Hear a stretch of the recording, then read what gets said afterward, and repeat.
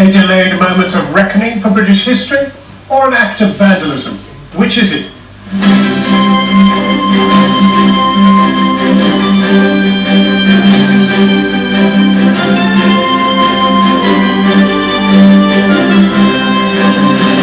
This hooliganism is utterly indefensible. There is no justification for it. Good evening.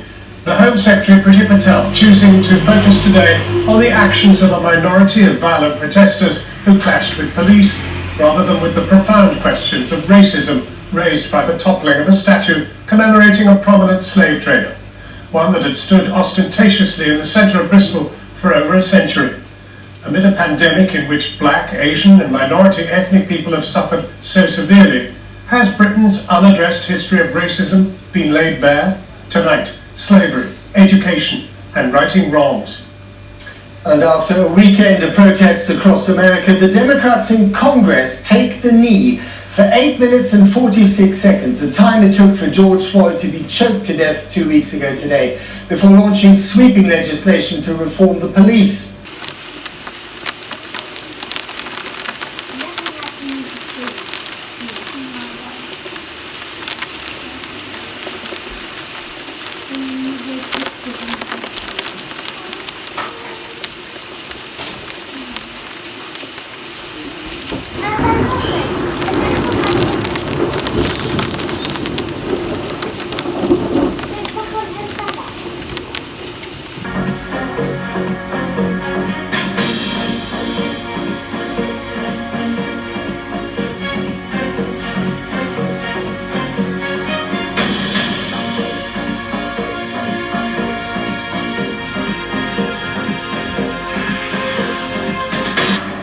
Standing firm on plans to reopen schools in England next month, the government says decisions are being made on the best scientific advice.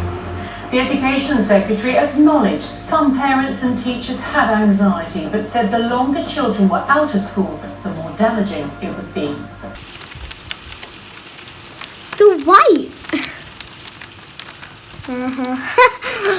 Hail.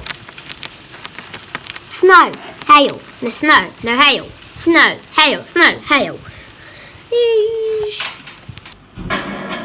Today at 6, from heart conditions to cancer, NHS bosses are alarmed by the number of people staying away from hospital. In England, A&E visits have fallen by more than a half since a coronavirus outbreak. In other areas, patients face treatment delays. There are an awful lot of people who have various conditions that are being put at very, great risk of further damage. We'll be asking what these delays could mean for the NHS in the months ahead. Also tonight, a test that can tell whether you've had the virus in the past has been approved in England. Who'll be the first in the queue to get it? The care home crisis, the National Association says staff feel completely abandoned. What's the government going to do about it? The extra costs of tackling the coronavirus outbreak will top 120 billion. It takes UK borrowing to levels not seen since the end of the war.